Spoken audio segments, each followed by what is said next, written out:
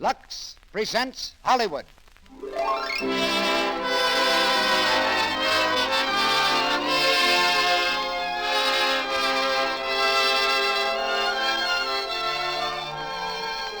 The Lux Radio Theatre brings you Barbara Stanwyck, Brian Aherne, and Ida Lupino in Wuthering Heights. Ladies and gentlemen, your producer, Mr. Cecil B. DeMille.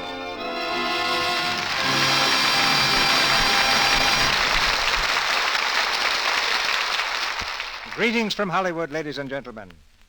Tonight's play is a powerful, gripping tale, written by a girl whose life was as bleak as the somber Yorkshire moors where the story is laid.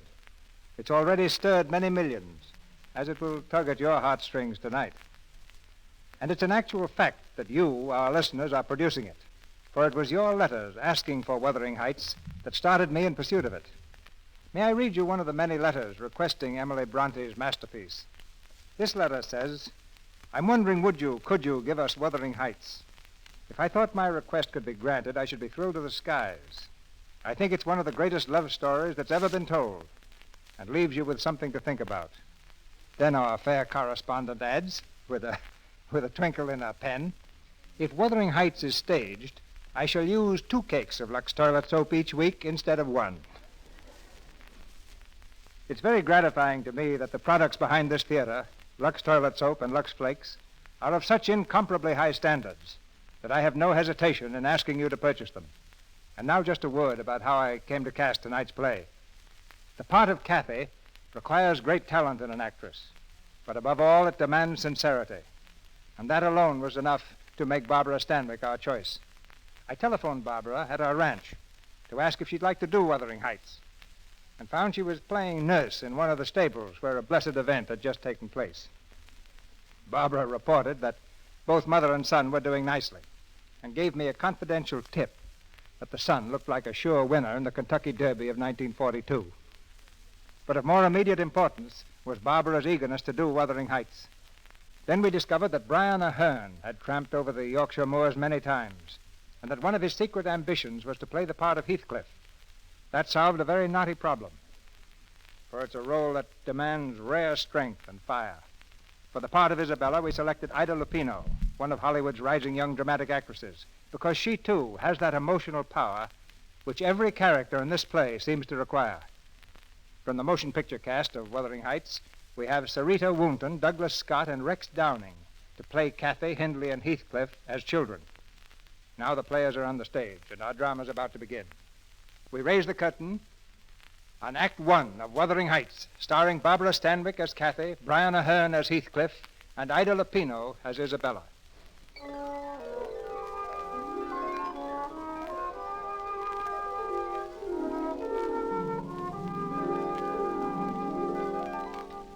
Desolate and lonely are the rolling moorlands of England, where in the winter night the snowdrifts stand like giant specters in the teeth of screaming gales. About 100 years ago, a stranger lost his way on such a night. Freezing, blinded, and stumbling, he saw at last the fitful lights of an old manor house, aged and crumbling on the hillside. He knocked desperately at the door. It was opened by a doddering old butler who stood staring at him. Then, without a word, he led the stranger into the musty living room, where, in the dim candlelight, a man and 2 women sat without moving. The man was tall and dark-skinned like a gypsy. On his face, the stamp of years of bitter suffering. At his feet, a great dog growled ominously. At last the man turned and spoke. Who are you, and what do you want? My name's Lockwood. I've lost my way on the moors. Down, Wolf, down. Strangers have no business on the moors at this time of the year. And no business here at any time. But I couldn't find the village. A man could die out there on a night like this. I'm afraid I shall have to presume on your hospitality until morning. Do as you please. I beg your pardon. I don't keep accommodations for visitors. You'll have to sleep with one of the servants. Heathcliff, you can't. He's our guest. Then suppose you attend to his comfort.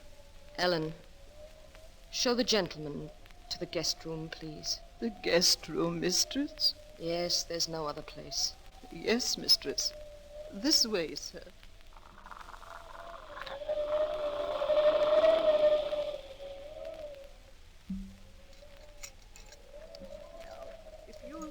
lamp, sir, while I unlock the door. Of course.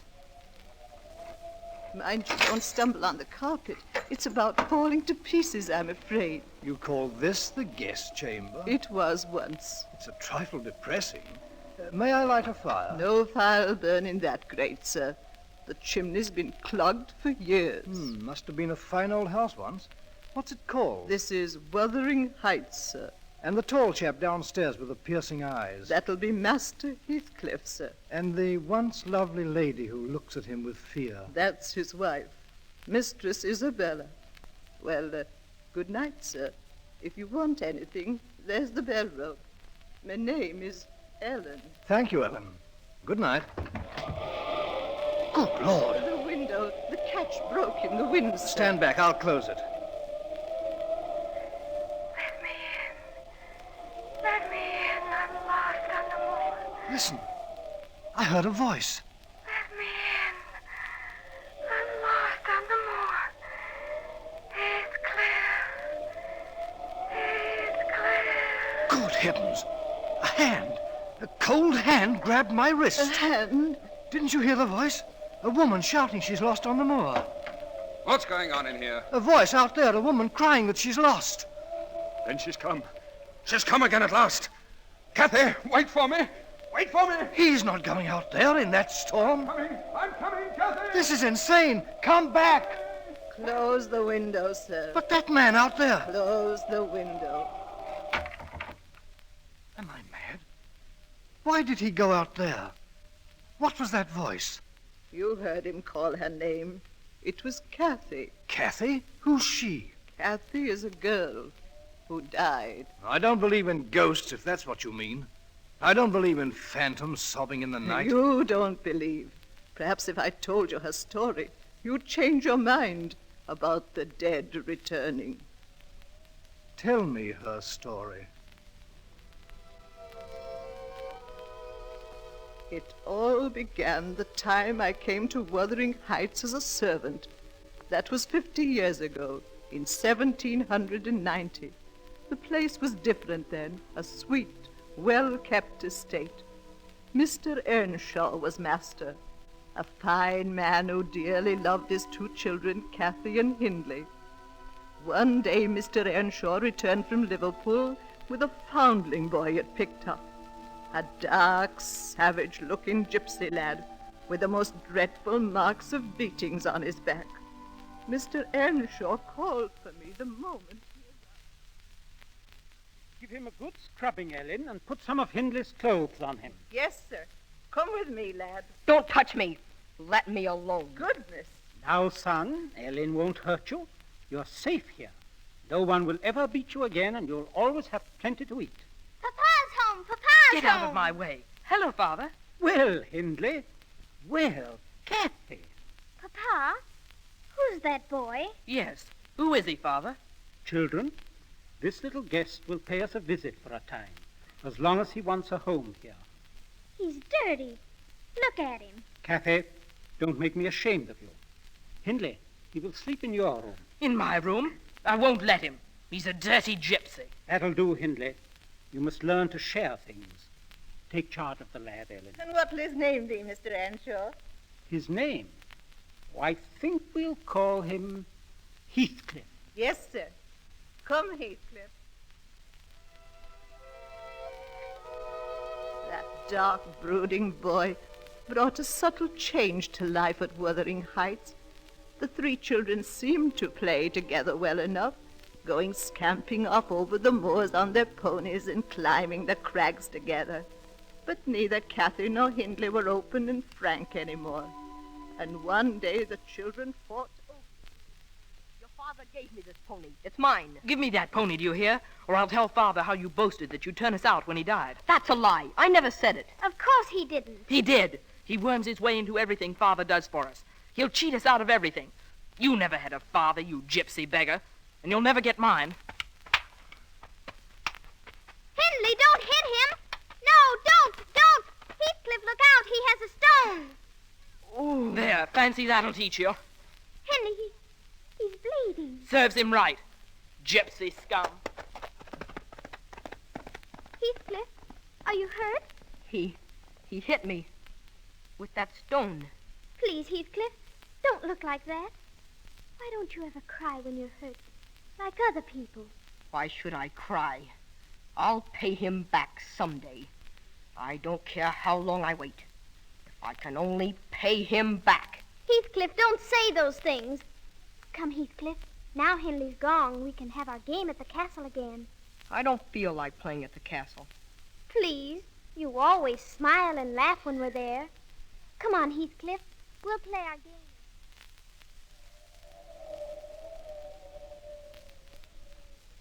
Don't frown so, Heathcliff.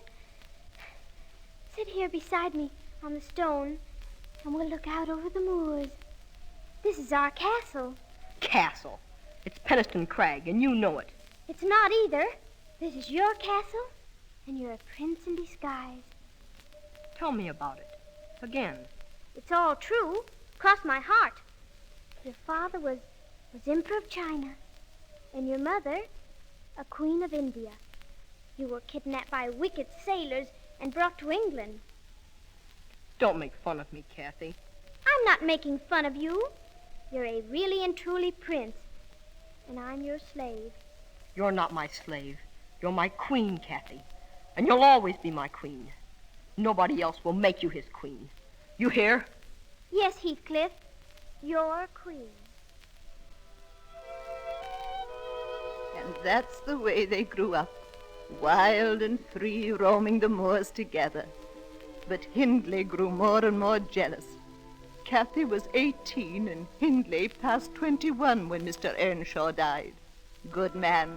He never saw the evil of life and had raised Heathcliff like his own son.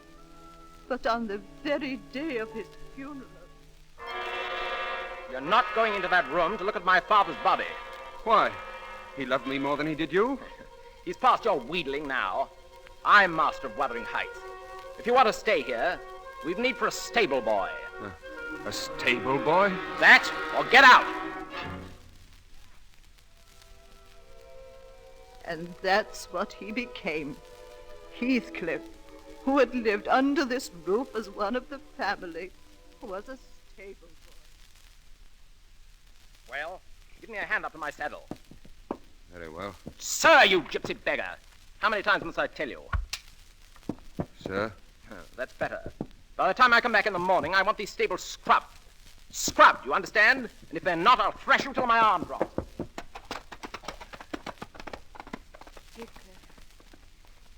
Heathcliff. Yes, Kathy? Heathcliff, I heard him. How much longer are you going to stand for this? I don't know what you mean. Look at you, dirty and unkempt and in rags. Why aren't you a man? Why don't you run away? Run away? What, from you? You could come back rich and take me away.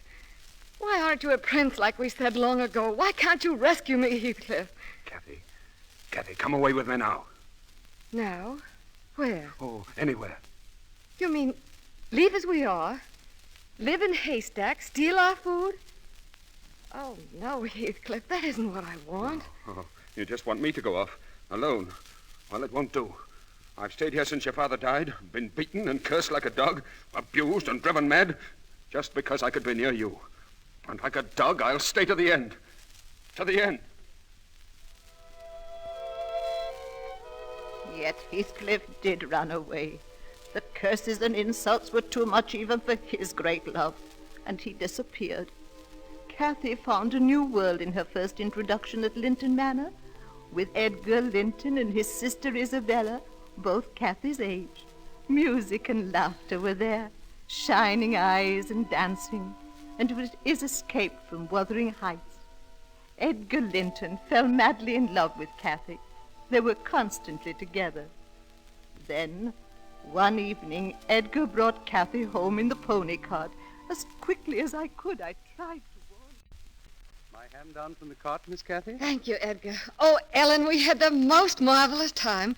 Judge Linton had guests from Liverpool. Kathy, come here. Excuse me, Edgar. Certainly. Something wrong, Ellen? Heathcliff's back. Heathcliff? When did he come? Last night. He talked so strange. Here he is now. Hello, Kathy. Heathcliff. You said you'd stay away until... Why were you gone so long? I didn't expect to find you here. Why were you gone so long? Because I've met the Lintons. Because I was at their house. Because I've learned to dance and had a wonderful, delightful, fascinating time. Are you the stable boy? Would you mind putting my horse up for an hour? Yes, and you might wash your hands and comb your hair, Heathcliff. So I needn't be ashamed of you before a guest. And look after Mr. Linton's horse, please. Let him look after his own horse. Pleasant fellow. How can your brother allow such a beast of a gypsy stable boy to act like this? Beast of a gypsy stable boy? Of course. A roadside beggar giving himself airs of equality. What do you know about Heathcliff? Judging from this performance, all I need to know. He was my friend long before you. That blackguard? Blackguard and all, he belongs under our roof, and you'll speak well of him or get out. Kathy, are you out of your senses? Get out, I said, or stop calling those I love names. Those you love? That stable boy? Yes. Kathy, do you realize what you're saying? I'm saying I hate you. I hate the look of that milk-white face. I hate the touch of your soft, foolish hands. Some of that gypsy's evil soul has got into you, I think. Yes. Some of that beggar's dirt is on you. Yes, now get out. Get out, Kathy, get out. Kathy, please, come back. Miss Kathy. Oh, Ellen, where is he? Where's Heathcliff? Tell me. He's across the moors, towards Penistone Crag. Heathcliff.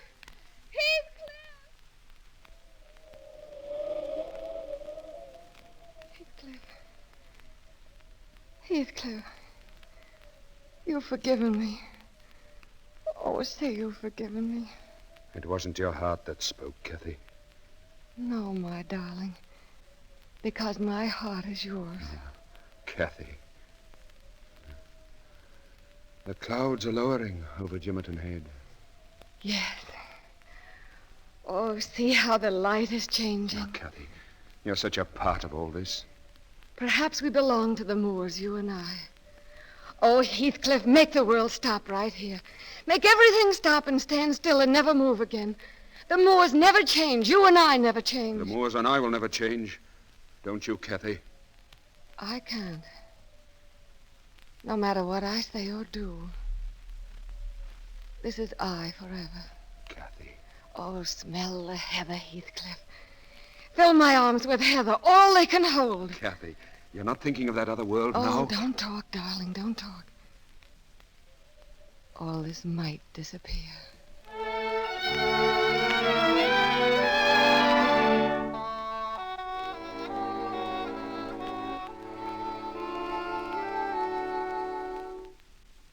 Ellen, hurry, please.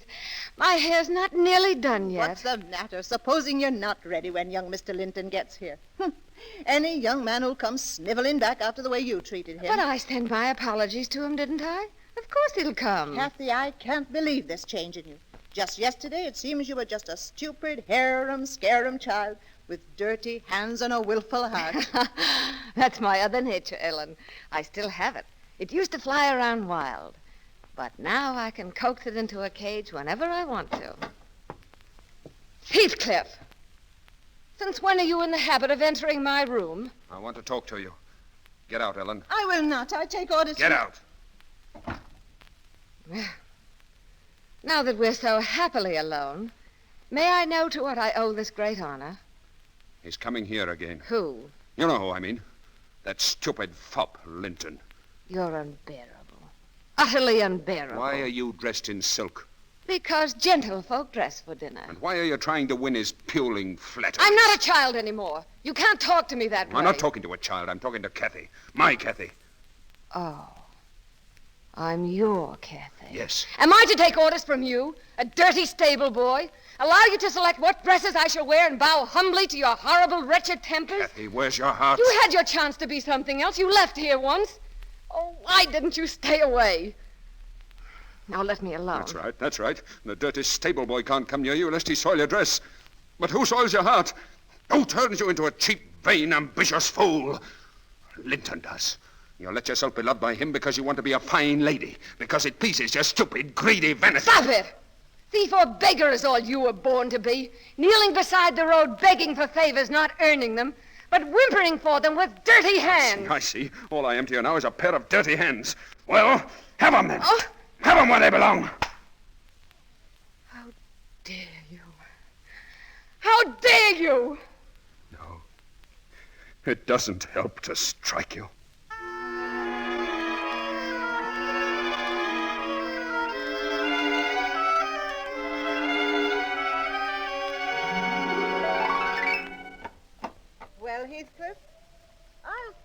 stay out of my kitchen.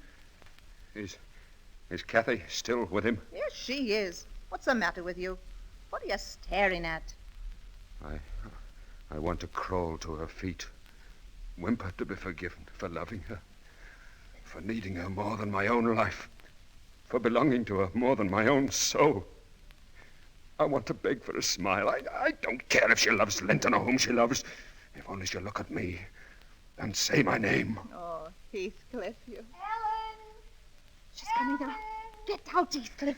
I'll wait outside the door. No, you can't. I want to be where I can see her and hear her. Heathcliff. Ellen, where are you? Oh, here you are. Yes, Miss Kathy.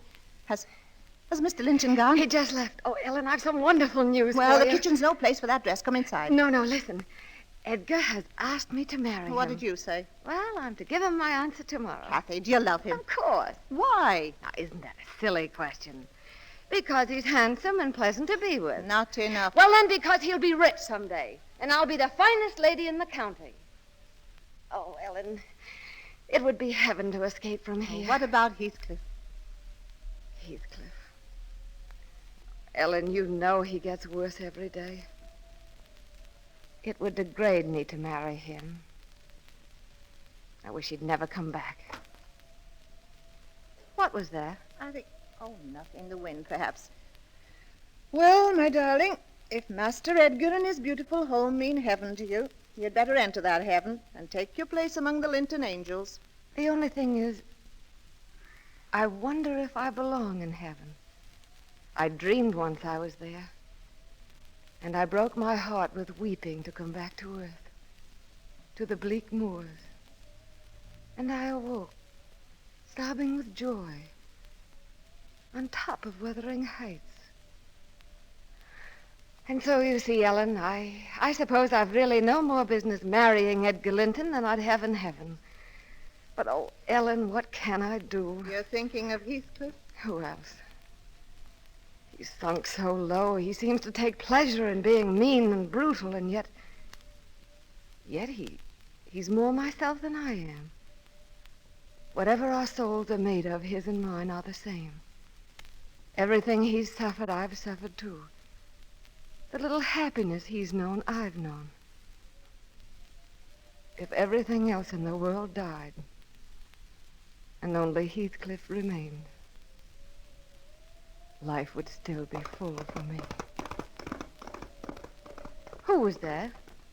Ellen, I heard... Miss Kathy! Miss Kathy! Yes, Joseph? Heathcliff's taken Master Hindley's best horse, and he's gone. Gone? Ellen, did he hear what I said? Yes, Miss Kathy. How much did he hear? Oh, I'm not sure, but I think to where you said it would degrade you No. to marry him. No, Heathcliff! Heathcliff, come back! Come back, Heathcliff!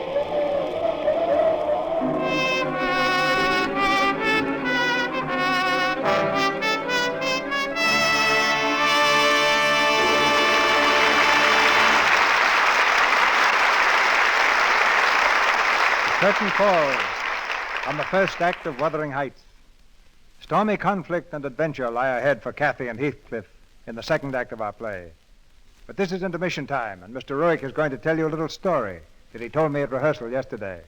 Ladies and gentlemen, in this brief intermission before our stars, Barbara Stanwyck, Brian Ahern, and Ida Lupino, return in Act 2 of Wuthering Heights, I should like to say a word about the product which brings you tonight's play, Lux Toilet Soap.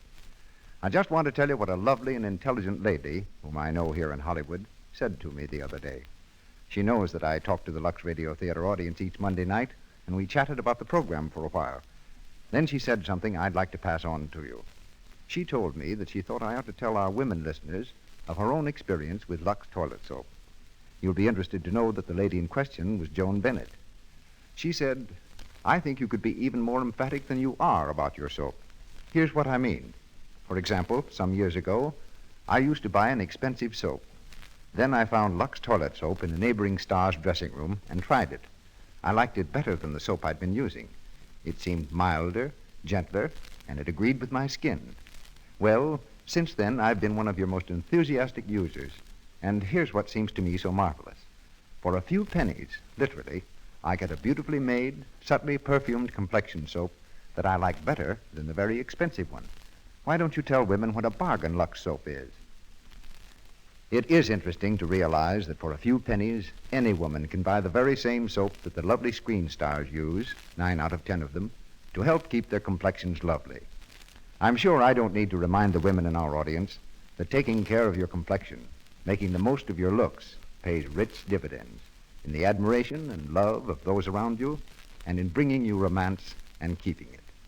No woman ever quite outgrows the longing for romance, the need for it. No woman ever grows tired of hearing the lovely things that loveliness makes people say. There's a song you may remember that says the kind of things I mean exceptionally well. If there is someone lovelier than you, then I am blind, a man without a mind. If there is someone lovelier than you. But no, I am not blind. My eyes have traveled everywhere in hope that I might find a creature half so fair. If there is someone lovelier than you. My, oh, that's beautiful. Such beauty can't be true. Our producer, Mr. DeMille. Act 2 of Wuthering Heights, starring Barbara Stanwyck as Cathy, Brian Ahern as Heathcliff, and Ida Lupino as Isabella.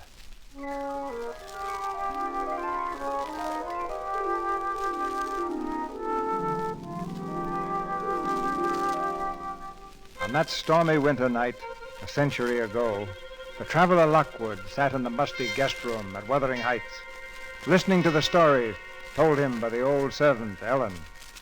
Outside, the wind swept over the moors, shaking the ancient house to its foundations.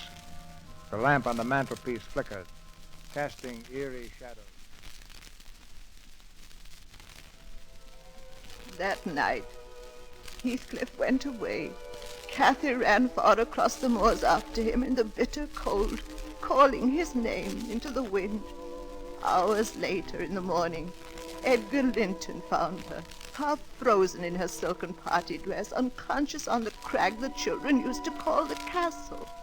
For weeks after she was ill, the Lintons took her to their manor house, and I was glad. For day by day, the strange influence that Heathcliff had had upon Cathy wore off, and she was happy with Edgar. Why can't you remain here forever, Cathy? Oh, Edgar, you and your sister, you've been too kind to me already. If I can make you happy by just being kind, that should be enough for me. After all, what else can I give you? What else? You've given me a great deal else, Edgar. You've given me your own self, your strength. My strength? You'd understand if you really knew what my life was before. It was like the moors, endless and desolate. And I was lost in them, calling for someone in the darkness to save me, and nobody answered. I couldn't even see the trace of a path. I was so frightened, so terribly alone. And suddenly you were there, Edgar. You held out your hand and led me back to a way of living I thought I'd lost forever. What you said long ago is true. There was a curse on me. It kept me from being myself, or at least what I wanted to be. And that kept me from living in heaven. There. Do you understand now? Cathy, my darling, let me take care of you forever. Let me guard you and love you always. Would you? Would you love me always? Always, Cathy. Then let's be married, Edgar. Quickly. Quickly. If the Linton home had seemed heaven to me before, I don't know what to call it after she became its mistress.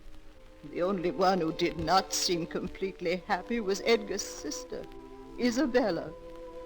A year or two after the marriage, the three of them sat in the drawing room, Edgar reading, Isabella playing the spinet, Cathy quietly doing petit point, when the door knocker sounded. When I saw who it was, I went back into the drawing room. Yes, Ellen. What's the matter? Mistress Cathy. Heathcliff. Let's come back. Heathcliff. Tell him I'm not at home, Ellen. Not at home, darling. To whom? It's Heathcliff. Heathcliff? Well, does he seem the same, Ellen? No, sir. I hardly recognize him. Fine clothes. He seems quite the gentleman. Don't prattle, Ellen. I said I didn't wish to see him. Oh, nonsense, Cathy. It's been a long time. Bygones must be bygones. Oh, yes, let us see some kind of caller. Show him in, Ellen. Yes, sir. Edgar, this is a mistake. Why, Cathy, your hands are trembling. Are they?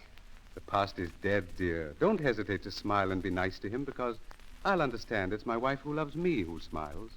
Thank you, Edgar. You always understand. Mr. Heathcliff. Come in. Hello, Cathy. How are you, Heathcliff? Have you met my sister Isabella? No, I'm sorry. How do you do, Miss Linton? We are glad to see a guest, sir. Thank you. Well, Heathcliff, I must say I've never seen such a complete change in a man. You seem to have prospered. You must have gone to America. I did. We wondered where you went. You must have found at least a gold mine. No, I merely remembered that my father was an emperor of China and my mother a queen of India. I beg your pardon? So I claimed my inheritance. Cathy will understand. It's an old joke between us. I see. Are you staying long in the neighborhood? I'm staying the rest of my life. Really? I've just bought the horses, the cattle, and the moors belonging to the estate known as Wuthering Heights. No! You mean Cathy's brother Hindley sold out? Yes. But he doesn't know it yet. I imagine it'll be a shock when Hindley discovers that his gambling and drinking debts were paid up for him by his former stable boy. Heathcliff, you can't have done that. That's as underhanded a piece of work as I've ever heard of. If I'd known that his holdings were being stolen by a stranger... I remind you, Mr. Edgar Linton, that I am not a stranger. I'm merely a neighbor. So now, I'll say good night. Wait, Heathcliff. Well? I want you to know that we sometimes have friends who come here as guests. Edgar and I. You're welcome to come, too. But not with the old scowl on your face or the old bitterness in your heart. Thank you, my old friend Cathy, for the warning. I just remembered I forgot to congratulate you on your marriage. I've often thought about it, I can assure you. May I now express my delight? Good night. Edgar, I think you behaved abominably. What? And you too, Cathy. What in thunder do you mean? You could at least have been civil. You dismissed him as if he'd been a servant. Well, do you consider him anything else? Yes, I find he's grown fascinating and distinguished. Really, Isabella, I hope I misunderstand. Well, you don't. We see all too few people. And I, for one, shan't be rude, if he ever calls again. Edgar, I greatly dread what the future will bring. Oh, nonsense, darling. I tell you, the past is dead.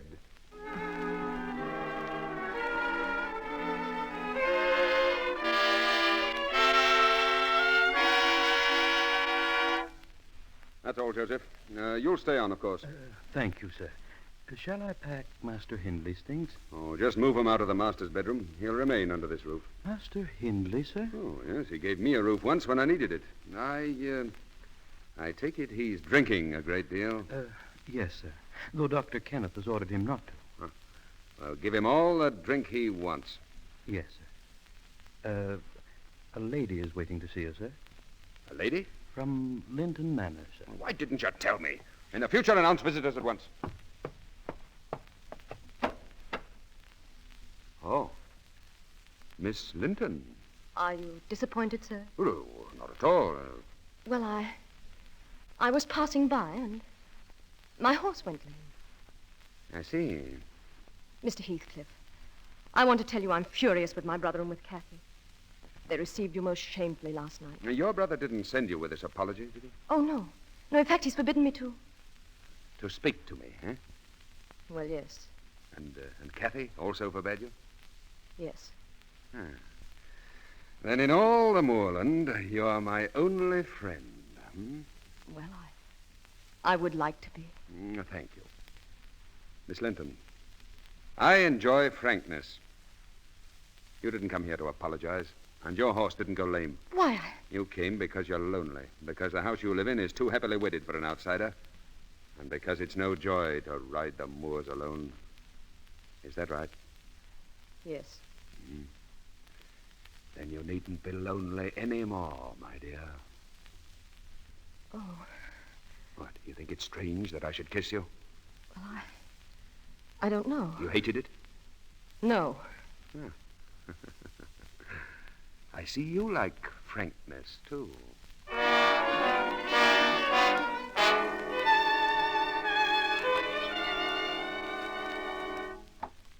Oh, come in, Kathy. Wasn't it a lovely dance tonight? Though I think you could have been more gracious to my guest. Isabella, may I speak to you for a moment? Well? You behaved disgracefully.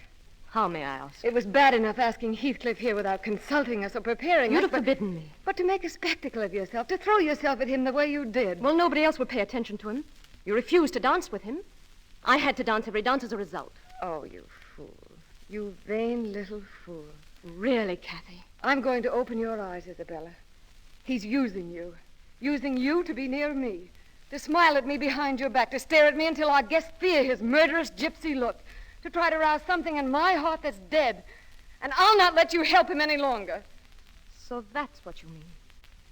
It's you who are vain and foolish, Kathy. Heathcliff's in love with me. It's a lie. It's not a lie. He told me so. He's kissed me. Yes, kissed me. Held me in his arms. Told me he loves me.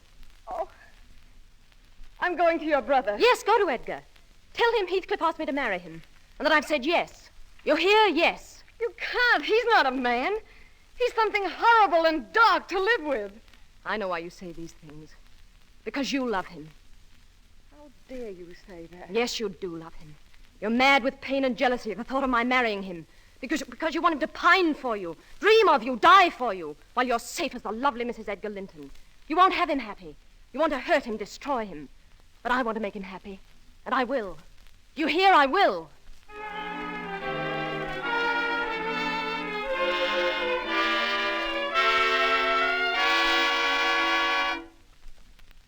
Sit down, Kathy. Well, I won't say I'm not surprised to see you. Heathcliff, is it true? Is what true? Did you ask Isabella to marry you? Oh, Heathcliff, you mustn't do this villainous thing. She's never harmed you. No, but you've harmed me. Then me. Punish me. And that's what I intend to do. I don't understand. Every moment I hold her in my arms, when I kiss her, when I promise her life and happiness, you'll be punished. You'd marry her to do that? Yes, to teach you the ways of pain and the hell that I'm in. Oh, Heathcliff, you can't. If there's anything human left in you, don't make me a partner to this crime. It's mad, it's stupid. If your heart were only stronger than your dull care for the world and its conventions, I'd live silent and content in your shadow, begging for an occasional word or thought as I used to do. But no! You had to destroy me with that weakness you call virtue. You had to keep me tormented with that cruelty you think so pious. How have I been cruel? You wished to be known as the finest lady in the county. You wanted your luxury and your light. And at the same time, you wanted to keep me your despairing lover. Well, now that I am returned, had you given me the smile of love, I might have been content. But you needn't think of me now as your despairing and foolish lover. You can think of me as Isabella's husband. And be glad for my happiness. As I am for yours.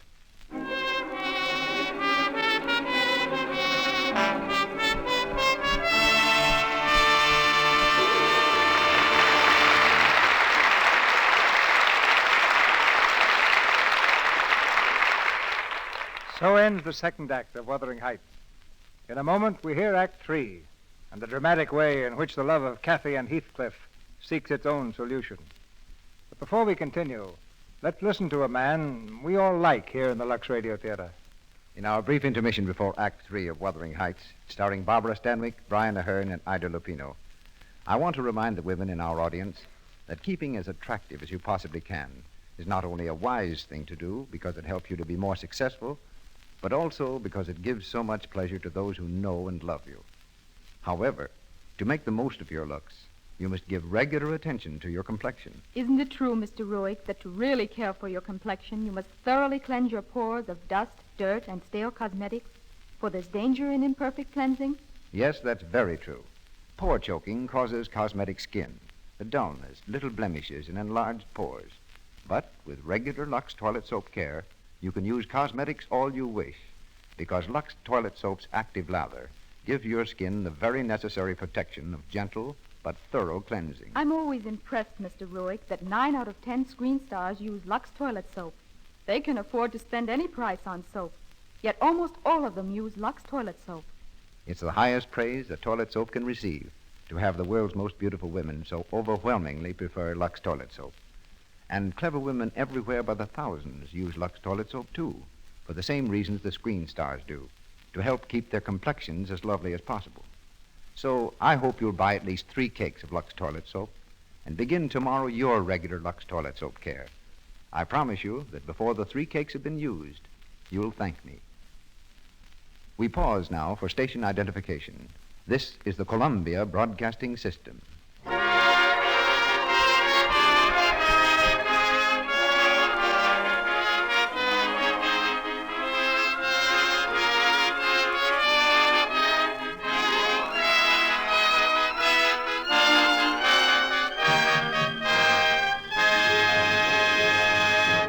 Once again, Barbara Stanwyck, Brian Ahern, and Ida Lupino in Wuthering Heights. In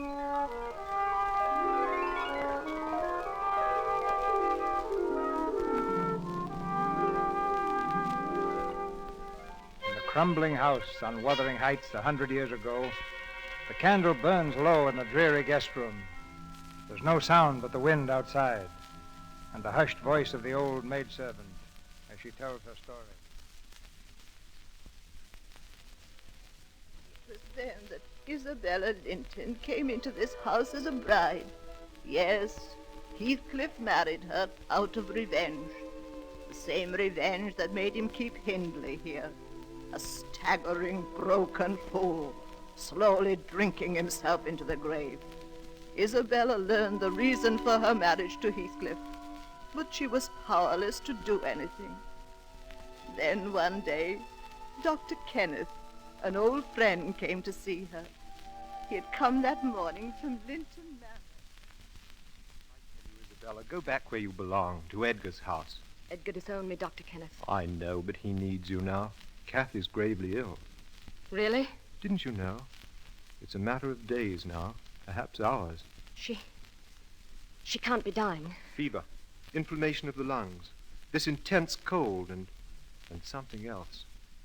Something else? I'd call it the will to die. If Kathy dies, I might begin to live. Isabella. Begin to live. Ha! In this house with Heathcliff, nothing can live. No, Hindley. Nothing but hate. Goodbye. So you think you'll begin to live when Kathy dies? You won't. Oh, Hindley, what is it? This house. I can feel the hate within it like a crushing weight. Of course you can. And you. He hates you even more than he does me. Stop it! He loathes you. Every time you kiss him, his heart breaks with rage that it's not Kathy. Isabella, why don't you do what I've been too weak to do? Kill him. Don't talk to me.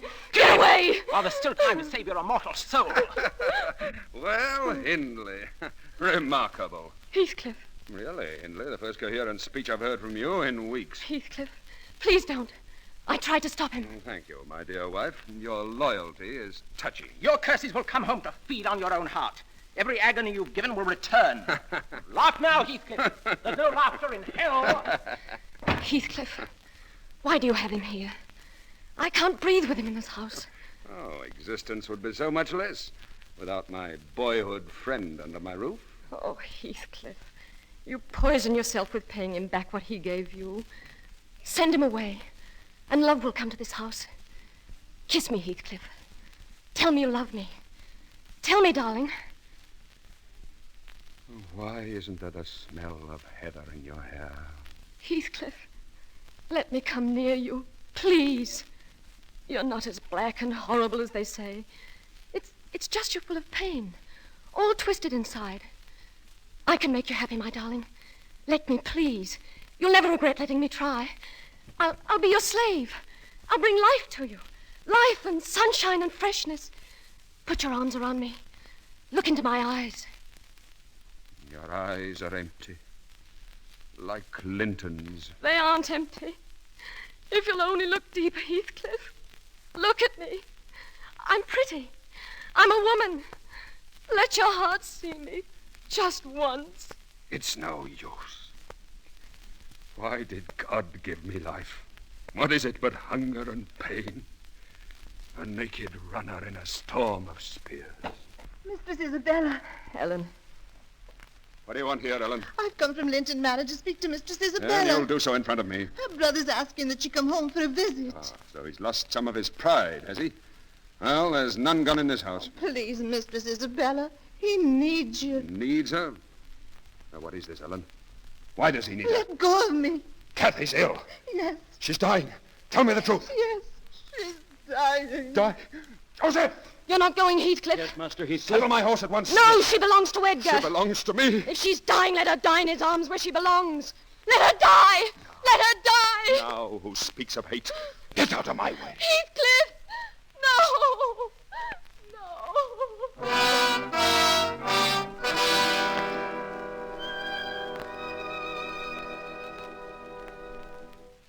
And there was a murmur from the height, a far-away and wild, heart-broken moan. The wings of Lucifer beat on the night. The soul of Lucifer wept, all alone.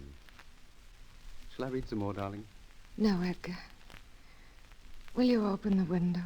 Won't it be too cold? Please. Of course, darling. Oh, now I can smell the heather. And Edgar, isn't there a south wind? And isn't the snow almost gone? Yes, quite gone.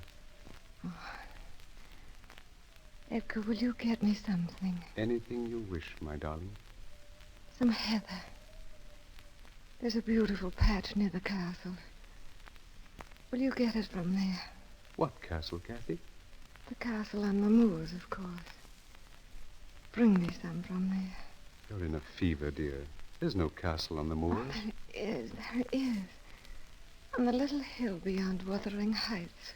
You mean Penistone Crag? Yes, please go. Why do you call it a castle? Because I was a queen there once. Will you bring me the heather, darling? If you'll rest while I'm gone and sleep. You're so kind. So good. My darling. You made me the finest lady in the county. Oh, go now, please. Get me the heather so I can have it on my pillow. Sleep, my dear Kathy. I'll be back with the flower you want.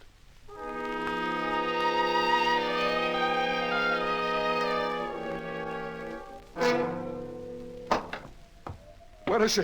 Where's Kathy? She's not to be disturbed, sir. Master Edgar's gone for the doctor. Get out of my way.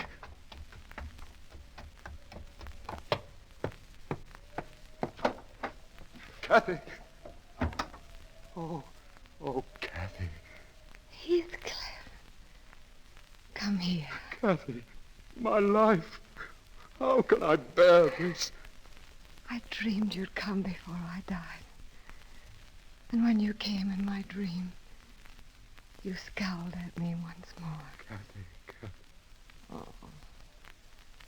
Does it hurt so much to see me dying? Please, Kathy, don't hurt me. Oh. How strong you look, Heathcliff. Oh.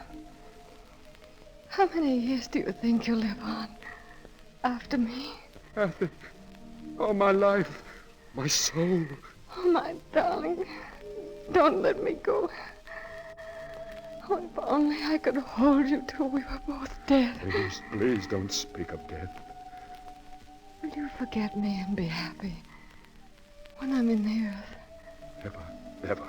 Will you say, this is the grave of Catherine Earnshaw. I loved her long ago and wept to lose her. But all is past. I could as soon forget you as my own life. If you die, Kathy, if you die, there'll be no peace for me, ever. Poor Heathcliff. I want to die, to escape. Oh, why did you betray your heart? Kathy, you killed yourself. Shh, my darling.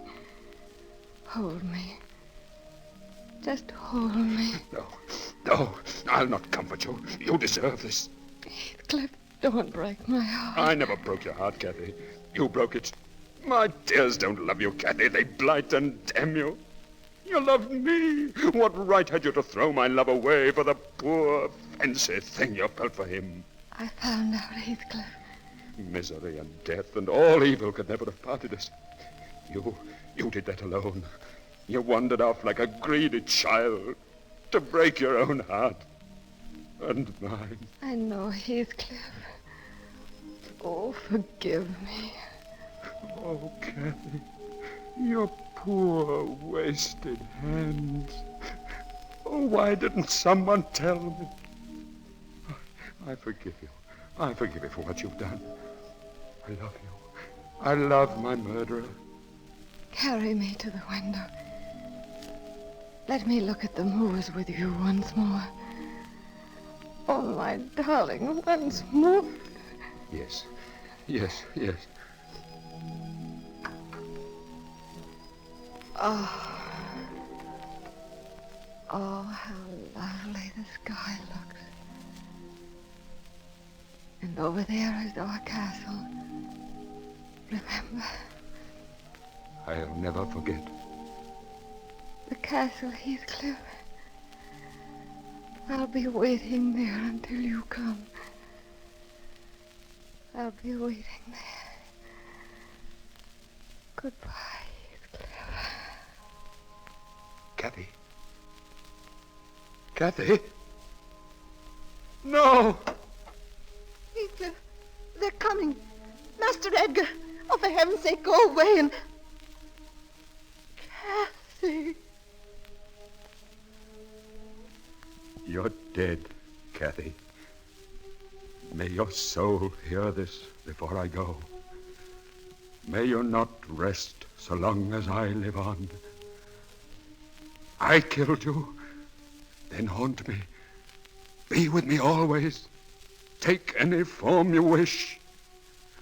Only don't leave me when I can't find you. I can't live without my life. I can't live without my soul.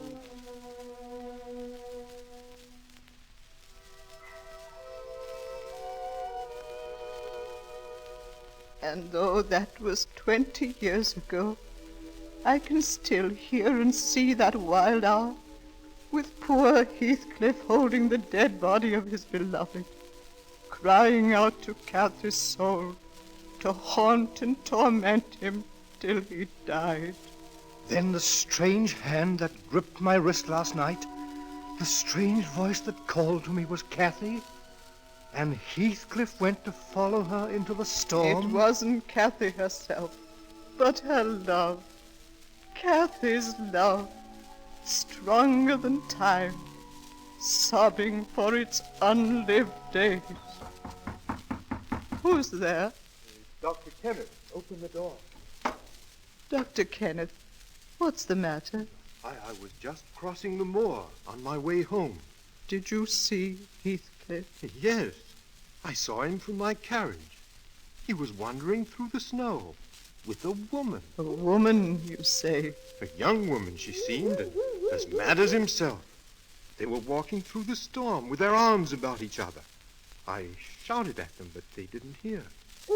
I was nearly up to them when of a sudden my horse reared and plunged.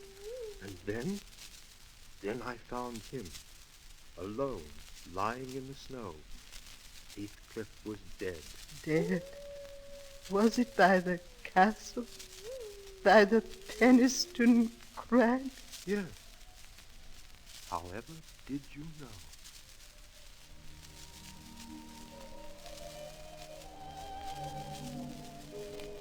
Look down, my Heathcliff. This is our castle really now. All the wild beauty of it. For your father was an emperor of China. Your mother, a queen of India. And this is our land forever. And our love.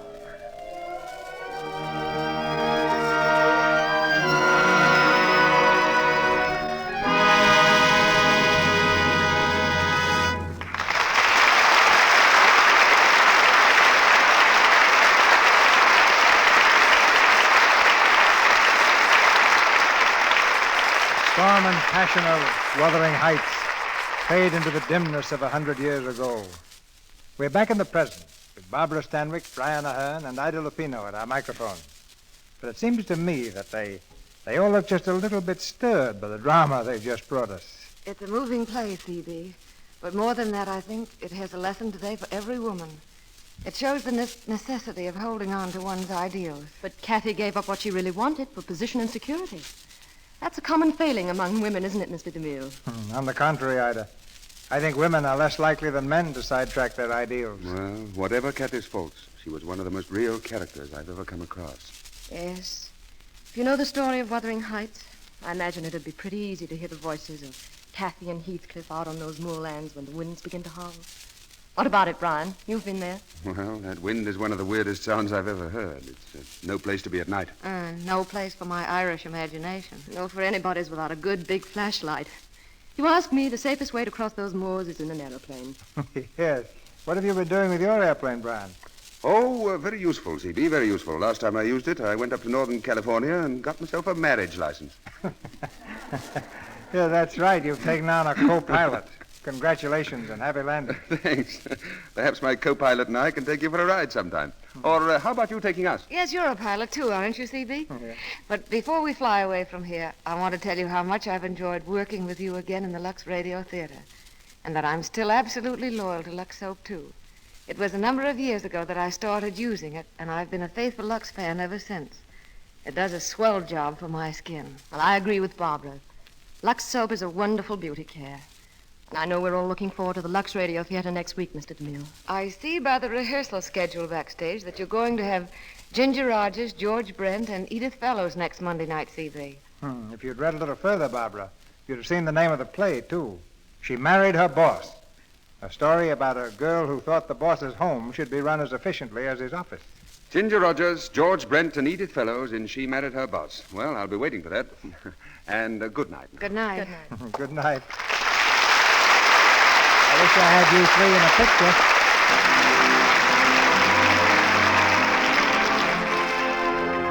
picture. Our sponsors, the makers of Lux Toilet Soap, join me in inviting you to be with us again next Monday night when the Lux Radio Theatre stars Ginger Rogers and George Brent with Edith Fellows in She Married Her Boss. This is Cecil B. DeMille saying good night to you from Hollywood. This is Melville Wood asking you to be sure to listen to the Lux daytime radio program, The Life and Love of Dr. Susan. This human and gripping story of a young, attractive woman doctor is brought to you every afternoon, Monday through Friday. For the time and station, see your newspaper. The Life and Love of Dr. Susan comes to you in addition to the Lux Radio Theatre. Also heard in tonight's play were Thomas Freeburn Smith as Edgar Linton, Kemble Cooper as Hindley, Marga Ann Dighton as Ellen. Barbara Stanwyck's current film is the Columbia picture Golden Boy. Brian Ahern will be seen next on the screen in the RKO production Vigil in the Night. Ida Lupino's latest picture is Paramount Studios' The Light That Failed. Louis Silvers is from 20th Century Fox, where he directed music for The Rains Came. Here is important news for those of you who live in communities not operating on daylight saving time. If you live in a community which does not operate on daylight saving time, you will hear this program beginning next Monday night, 1 hour later than heretofore. And now, ladies and gentlemen, may I take this opportunity to announce that there's a very great treat in store for you. Tomorrow evening, over the Columbia Network, a full hour of top-notch entertainment. First, Edward G. Robinson, dynamic star of stage, screen, and radio, returns to the air, starring again in a new series of the dramatic expose Big Town with lovely Ona Munson. Immediately thereafter, the Tuesday night party, starring Walter O'Keefe, with special guest star Sophie Tucker and Bobby Dolan's orchestra. A half hour of thrills, excitement, and dramatic action, followed by a half hour of laughs, song, and music. See your local paper for the exact time and station.